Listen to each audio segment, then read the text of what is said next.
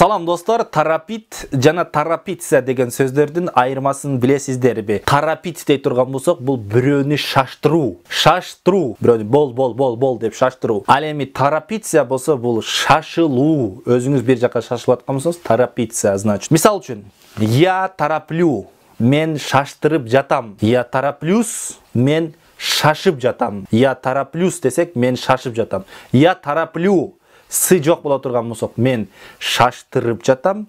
Я тараплюс, мен шашып жатам. Ты торопишь, сен шаштырып жатасың.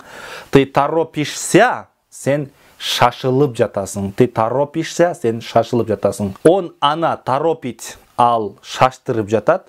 Он, она торопится, ал шашылып жатат. Мы торопим, биз шаштырып жатабыз. Мы торопимся дей турган болсок, биз өзүбүз шашылып жатабыз. Вы торопите кого-то, сиз кимдир бирөөнү шаштырып жатасыз.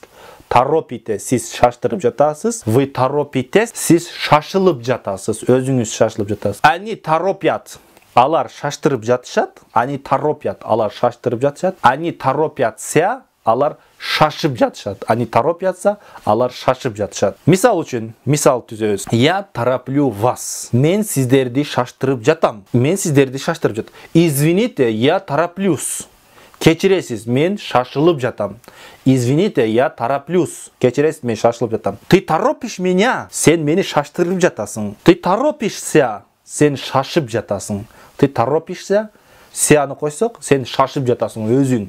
А торопиш десек, шаштырып жатасың башка бирөөнү. Отец торопит детей в школу. Отец торопит детей в школу. Ата баласын мектепке, балдарын мектепке шаштырып жатат. Отец торопится на работу. Ата жумушка шашылып жатат. Торопится десек, сяны койсок, шашылып жатат өзү. Ал эми торопит болсок, шаштырып жатат бирөөнү. Шаштырып жатат. Мы торопим вас на урок. Биз силерди сабакка шаштырып жатабыз. Мы торопимся. Биз шашылып жатабыз. Өзүбүз, сия болсо өзүбүз. Они торопят нас в школу. Они торопят нас на работу. Алар бизди жумушка шаштырып жатышат. Они торопятся сейчас. Алар азыр шашылып жатышат. Алар азыр шашылып жатышат деп айтабыз. Урматтуу достор, мен сиздерге 4 сүйлөм берем, ошону которуңуздар. Тура же туура эмес экенин мен сөзсүз комментарийден текшерем. Мен аны шаштырып жатам. Мен аны шаштырып жатам. Мен шашылып жатам деп кантип айтабыз. Ал эми биз сени шаштырып жатабыз.